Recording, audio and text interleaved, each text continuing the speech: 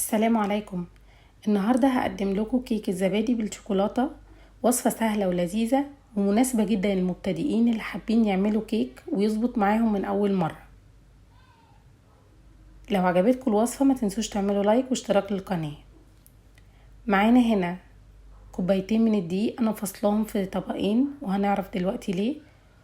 ومعانا 3/4 كوب من اللبن، وكوب كبير من الزبادي فيما يعادل 5 معالق كبار، و5 معالق كبار من الزبدة، وكوبايتين من السكر، و5 معالق من الكاكاو، ومعلقة كبيرة من البيكنج باودر، و4 بيضات كبار، ومعانا فانيليا وخل والخلاط الكهربائي.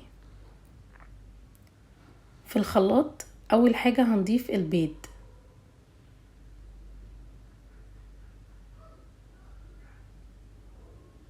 وبعدين هنضيف السكر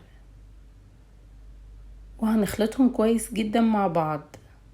مهم جدا يا جماعة الخطوات دي، انكم ما تحطوش كل المكونات مرة واحدة وتخلطوهم، لا تحطوا يعني مكون او مكونين مع بعض وتخلطوهم.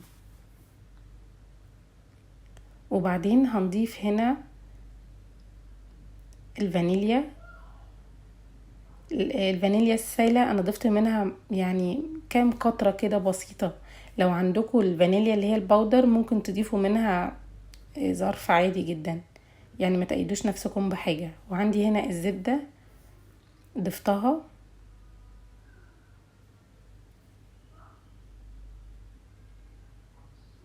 وخلطت برضو كل المكونات دي مع بعض.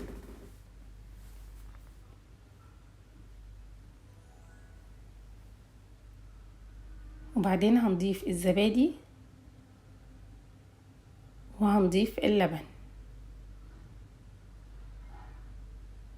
كيك في منتهى السهولة بجد يا جماعة،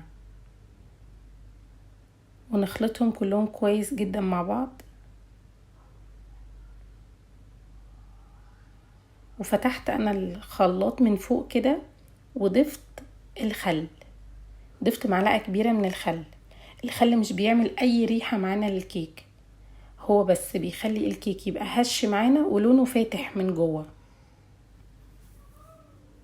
هنا الدقيق نص الكمية انا ضفت عليها بيكنج باودر والكاكاو ودمجتهم كلهم مع بعض كويس.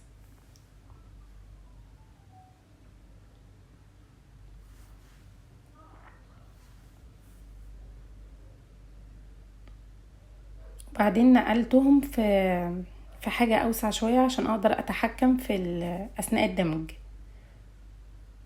ضفت الخليط معانا اللي احنا خلطناه كله في الخلاط، ضفت جزء منه على المسحوق الدقيق بالكاكاو،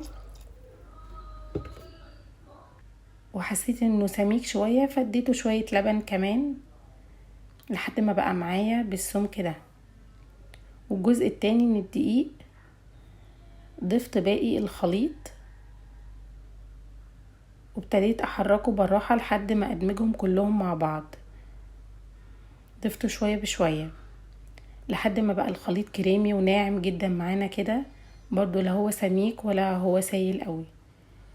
وعندي هنا قالب سيليكون دهنته زبدة، وبعدين رشيت فيه شوية من الكاكاو.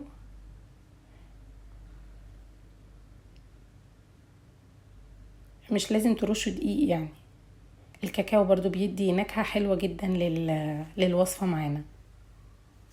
وبعدين ابتديت اضيف الخليط جزء بجزء، يعني اضيف شوية من خليط الزبادي وشوية من خليط اللي بالشوكولاتة، علشان وانتوا بعد ما بيستوي وانتوا بتقطعوه كده بتلاقوا الطبقة فيها جزء ابيض وجزء بني، بيكون شكلها حلو جدا. وصفة في منتهى السهولة وما خدتش معانا اي وقت ولا مجهود. وكمان شكل القوالب السيليكون لما بتتقلب بتدي شكل حلو جدا، الاولاد الصغيرين بيحبوها وكمان الكبار بيحبوا الحاجة اللي شكلها لذيذ زي كده.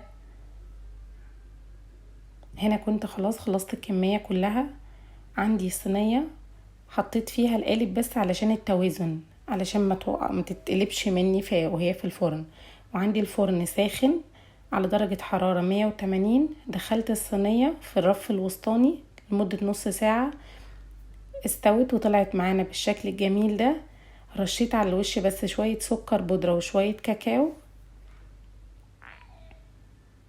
وطلعت في منتهى الجمال وبألف هنا وشفا.